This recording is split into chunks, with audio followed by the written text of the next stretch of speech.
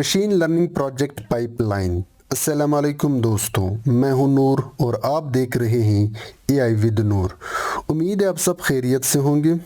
Last video में हमने machine learning की टाइप्स के बारे में तफसील से सीखा था। आज की वीडियो बहुत अहम है क्योंकि हम एमएल के मुकम्मल प्रोजेक्ट के जितने भी स्टेप्स है वो देखने वाले हैं। ये वीडियो उन सब के लिए ज़रूरी है जो एमएल में प्रोजेक्ट बनाना चाहते हैं, जहां वो बिगिनर्स हो या प्रोफेशनल। आज हम देखेंगे data collection, data cleaning and pre processing, feature engineering, trend template, model training, model evaluation and model deployment. तो चले शुरू करते। Dreaming of tomorrow? Dive into AI with Noor. Your journey to mastering AI starts now. Subscribe for step number 1, data collection. Machine learning का सबसे पहला और सबसे important step data gate करना होता है। मशीन अच्छे से परफॉर्म तब करेगी जब हमारे पास अच्छा और क्वालिटी डेटा होगा।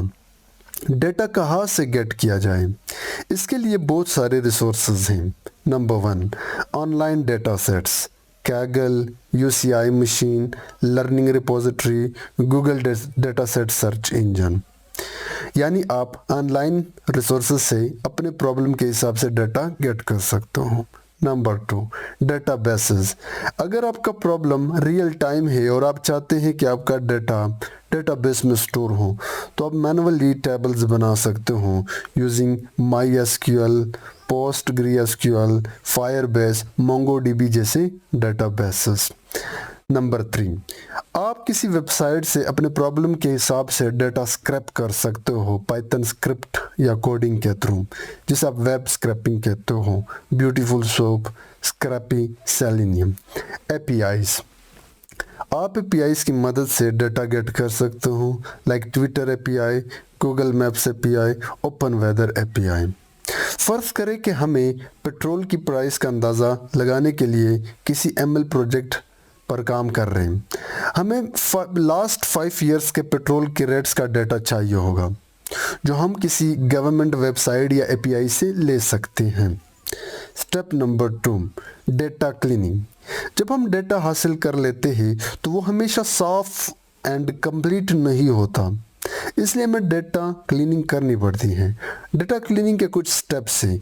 सबसे पहले आप चेक करते हो बेसिक स्टैटिस्टिक्स, यानी आप अपने डेटा के मीन, मीडियन, स्टैंडर्ड डिविएशन जैसे बेसिक स्टैटिस्टिक चेक करते हो। Number 2, handling missing values. Data के अंदर कुछ मिसिंग वैल्यूज़ होते हैं, तो या तो आप उनको ड्रॉप करते हो या फिर फिल करते हो। डुप्लीकेट, एक ही रो के, एक ही रिकॉर्ड के डुप्लीकेट एंट्रीज को ख़त्म करना, रिमूव करना। आउटलायर्स, आपके डेटा के अंदर हो सकता है कि आउटलायर्स हो। आउटलायर्स वो वैल्यू जो दूर दराज इलाकों में पड़े हों, जिससे आपके मॉडल का रिजल्ट ख़राब हो सकता है, तो आप उनको ड्रॉप करते हो, उन वैल्यूज़ को हटा देते हो। डेटा फॉर्मेटिंग, समटाइम आपके डेटा के अंदर कुछ ऐसे कॉलम्स होते हैं जैसे कि डेट कॉलम, जिनकी फॉर्मेट आपकी एल्गोरिदम या आपकी प्री प्रोसेसिंग के हिसाब से ना हो, तो आप उसको। Step 3, feature engineering. Feature engineering एक बहुत ही इम्पोर्टेंट स्टेप है जहां हम अपने डेटा को मशीन लर्निंग के लिए बेहतर बनाते हैं। ये वो स्टेप है कि अगर आप अच्छे से परफॉर्म करते हो तो आप किसी भी ख़राब मॉडल का रिज़ल्ट क्वालिटी बना सकते हो। फीचर इंजीनियरिंग के steps. Number 1, feature scaling. Feature scaling 2 तरह का होता है, स्टैंडर्डाइजेशन, नॉर्मलाइजेशन। यहाँ पे आप वैल्यू को एक ख़ास रेंज में लेकर आते हो ताकि मॉडल तमाम वैल्यूज़ को इक्वल इम्पोर्टेंस दे सके। फीचर इनकोडिंग, जब आप डेटा गेट करते हो तो वहाँ पे कुछ वैल्यूज़ कैटेगोरिकल होते हैं, जैसे कि जेंडर के केस में मेल एंड फीमेल अगर इंग्लिश में लिखे हैं, कैटेगोरिकल है, then we have to convert them into numbers, क्योंकि मशीन नंबर्स को समझता है। सो आप फीमेल को 0 देते हो एंड मेल को 1 देते हो, इसी को इनकोडिंग कहते हैं। फीचर सिलेक्शन, ज़रूरी फीचर्स को रखना एंड गैर ज़रूरी फीचर्स को हटाना। फीचर एक्सट्रैक्शन, नए यूज़फुल फीचर्स बनाना, यानी किसी एग्जिस्टिंग कॉलम से और फीचर बनाना। अगर हमारे पास वेदर का डेटा है तो हम टेम्परेचर के अंदर हॉट एंड कोल्ड को इनकोड कर सकते हैं 0 एंड 1 में, ताकि ML मॉडल बेहतर सीख सके। Step number 4, train test split. Machine learning models को अच्छे तरीके से ट्रेन करने के लिए हमें डेटा को ट्रेन एंड टेस्ट में तकसीम करना पड़ता है। आमतौर पर मॉडल ट्रेनिंग डेटा 80% होता है एंड मॉडल टेस्टिंग डेटा 20% होता है। पाइथन में आप scikit-learn लाइब्रेरी के अंदर जाके मॉडल सिलेक्शन से इंपोर्ट करते हो ट्रेन टेस्ट स्प्लिट।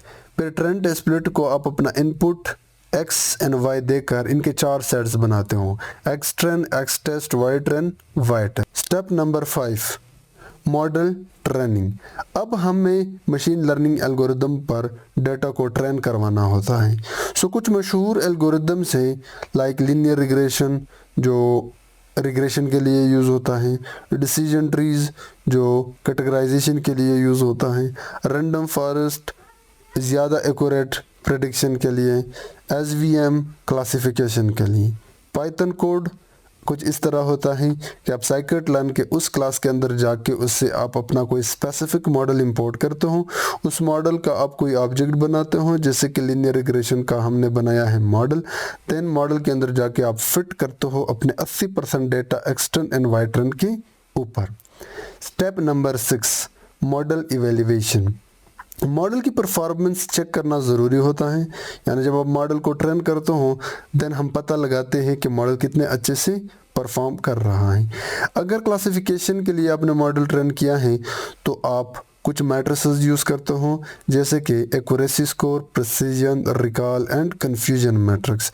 अगर रिग्रेशन प्रॉब्लम है तो आप कुछ मैट्रिसेस यूज़ करते हो like R2 score, mean squared error, mean absolute error जैसे टेक्निक्स या मैट्रिसेस। scikit-learn के अंदर आप मैट्रिसेस से वो मैट्रिक्स इंपोर्ट करते हो, देन आप अपना y टेस्ट और जो मॉडल ने प्रेडिक्ट किया है y प्रेड दे के वो मैट्रिसेस कैलकुलेट कर सकते हो। Step number 7, model deployment. जब मॉडल बन जाए यानी मॉडल ट्रेन एंड इवेल्युएट हो जाए तो इसे आप वेबसाइट या किसी ऐप पर लॉन्च करते हो ताकि लोग उसे यूज़ कर सकें। डिप्लॉयमेंट कैसे करें? डिप्लॉयमेंट के लिए पाइथन आपको कुछ फ्रेमवर्क्स एंड लाइब्रेरीज प्रोवाइड करता है बैकएंड के लिए, जैसे कि flask and Django framework website के लिए बैकएंड के तौर पर, या फास्ट API फ्रेमवर्क, या फिर क्लाउड प्लेटफॉर्म जैसे कि AWS, गूगल क्लाउड, एज्योर, या फिर आप आसानी के लिए स्ट्रीमलेट या ग्रेडियो जैसे इंटरेक्टिव UI बनाने के लिए यूज़ कर सकते हो। एग्ज़ाम्पल, अगर हम डॉक्टर्स के लिए एक AI based disease detection system बना रहे हैं तो सबसे पहले तो हमें उस डिजीज़ का डेटा चाहिए, फिर उस पे जो एक पाइपलाइन वाले स्टेप्स है वो अप्लाई करने के बाद हमने मॉडल को ट्रेन करना होता है। उस मॉडल को सेव करने के बाद हमें एक यूज़र इंटरफेस चाहिए जहाँ पे डॉक्टर उस पेशेंट का डेटा देगा और हमारा मॉडल उसे रिलेटेड डिजीज़ बताएगा। तो दोस्तों आज हमने सीखा कि मशीन लर्निंग प्रोजेक्ट को स्टेप बाय स्टेप कैसे बनाते हैं, डेटा कलेक्शन से लेके data cleaning, feature engineering, train test split, model training, model evaluation and deployment. तो वीडियो पसंद आई है, वीडियो को लाइक करना, शेयर करना और सब्सक्राइब करना मत भूलिएगा। मिलते हैं अगले वीडियो में, तब तक के लिए अल्लाह हाफिज़।